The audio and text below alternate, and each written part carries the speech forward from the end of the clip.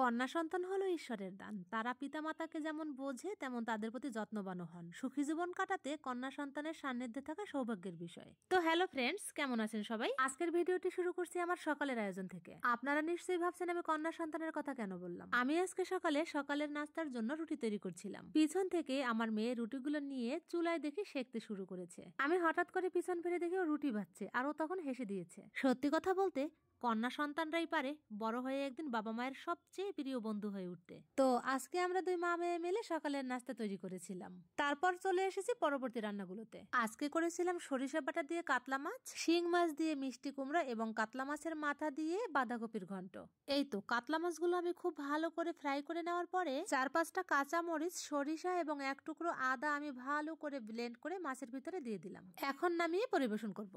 তো আমি অন্য রান্নায় চলে আসলাম। কড়াইতে আমি তেল গরম করে দিয়ে দিলাম শিং মাছ। এখন এই মাছটাকে সময় নিয়ে একটু ভালো করে ভেজে নিব। মাছটা যখন খুব ভালো করে ভাজা হয়ে যাবে তখন আমি মাছটা মাঝখান থেকে সাইড করে মাঝখানে আমি দিয়ে দেবো কিছু কাঁচামরিচ। কাঁচামরিচটাও যখন ভালো করে ভাজা হয়ে যাবে তখন আবারও মাছটাকে সাইড করে আমি দিয়ে দিলাম রাঁধুনি ফোড়ন। এখন এই উপকরণগুলো সব ভালো করে আমি একটু নেড়েচেড়ে মিশিয়ে ভেজে নিব। আমি আবার বেশিরভাগ তরকারিতে রাঁধুনি ফোড়নটা দিতে বেশি পছন্দ করি। ভাজাভাজির এ পর্যায়ে এসে আমি এখন মিষ্টি কুমড়াগুলো দিয়ে দিলাম। এখন আবার হলুদ আর লবণটা দিয়ে কিছু সময় ঢেকে রাখবো। ওই মিনিট 2 ঢেকে রাখার পরে ঢাকনাটা তুলে আমি দিয়ে দিব পরিমাণ মতো জল। জলটা দিয়ে দেওয়ার পরে আমি নেড়ে চেড়ে ঢেকে রাখবো আর ঢাকনা তুললেই আমার রান্না কমপ্লিট হয়ে যাবে। কারণ কুমড়া সিদ্ধ হতে তো বেশি সময় লাগে না। 10 মিনিটের মতো আমি ঢাকনা দিয়ে রেখেছিলাম আর ঢাকনা তুলে দেখি কুমড়া খুব ভালো করে সিদ্ধ হয়ে মাছের সাথে মিশে গিয়েছে।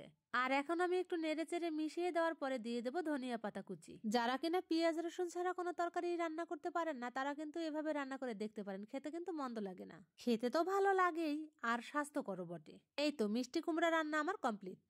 এবার আমি চলে আসলাম সর্বশেষ রান্নায়। কড়াইতে আমি খুব ভালো করে তেল গরম করার পরে মাছের মাথায় হলুদ লবণ মাখিয়ে আমি ভাজার জন্য দিয়ে দিলাম। আর এখন আমি ফোড়নের জন্য জিরা আর তেজপাতা দেওয়ার সাথে সাথে দিয়ে দিলাম কাঁচামরিচ। তেলটা খুব বেশি গরম ছিল তাই আমি দেরি না করে এখন দিয়ে দেবো আলুগুলো। যেহেতু আমি বাঁধাকপির ঘন্টর মতো রান্না করব তাই আমি আলাদা আলাদা করে সবকিছু না ভেজে আমি একসাথেই দিয়ে দিলাম। কথা বলতে বলতে আমি বাঁধাকপি দিয়ে দেওয়ার পরে হলুদ লবণ দিয়ে আমি দিয়ে দিলাম পরিমাণ মতো গরম জল। আর ওই জলটা দিয়ে দেওয়ার পরে কিন্তু আমি কিছুক্ষণ ঢেকে রেখেছিলাম। বাঁধাকপি রান্না কম সময়ের ব্যাপার না, অনেকটা সময় আর ধৈর্য নিয়ে রান্না করতে হয়। আমি এটাকে অনেকক্ষণ ঢেকে রাখার পরে এই যে সিদ্ধ হয়ে গিয়েছে, বাঁধাকপিটা সিদ্ধ হয়ে গিয়েছে আর রান্নাও হয়ে গিয়েছে। আর এই পর্যায়ে এসে মাছের মাথাটার সাথে বাঁধাকপি খুব ভালো করে চামচ দিয়ে ঘুটিয়ে ঘুটিয়ে মিশিয়ে দিলাম এবং লাস্ট ফিনিশিং আমি দিয়ে দিয়েছি ধনিয়া পাতা কুচি, যাতে করে স্বাদটা অনেক গুণে বেড়ে যাবে। আজকের রান্নাগুলো আপনাদের কাছে কেমন লাগলো অবশ্যই জানাবেন। ভালো লাগলে লাইক, কমেন্ট এবং শেয়ার করতে ভুলবেন না কিন্তু। আজকের মতো বিদায় নিচ্ছি, দেখা হচ্ছে পরবর্তী ভিডিওতে। পুরো ভিডিওটি দেখার জন্য আপনাদের সকলকে অনেক ধন্যবাদ।